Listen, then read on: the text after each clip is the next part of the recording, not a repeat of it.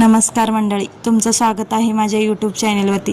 तर इकडे ना पोहे बनवत होते, कारण खूप दिवस झाले नाश्त्याला बनवलंच नव्हतं। डायरेक्ट जेवण बनवायचं आणि जेवायचं।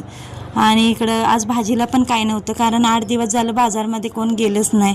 तर इकडं डाळ कांदा बनवायचा म्हणून डाळ भिजत घातली आणि शेवग्याच्या शेंगा होत्या, पण ते मी त्याला माझ्या लक्षातच नाही।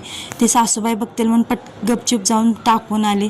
नंतर इकडं डाळ कांदा बनवला आणि चपाती पण बनवून घेतल्या, कारण यांना ऑफिसला जायचं असते म्हणून पटकन स्वयंपाक नाश्ता सगळं एकत्रच बनवला आणि त्यांना देऊन आले।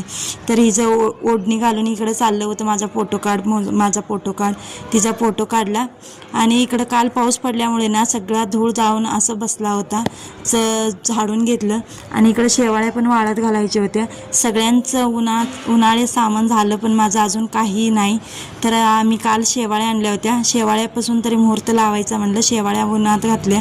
काल डीमार्टमधून हे कापूर आणलं होतं, तर त्याची प्राईस बघत होते। मस्त अशी पूजा करून घेतली।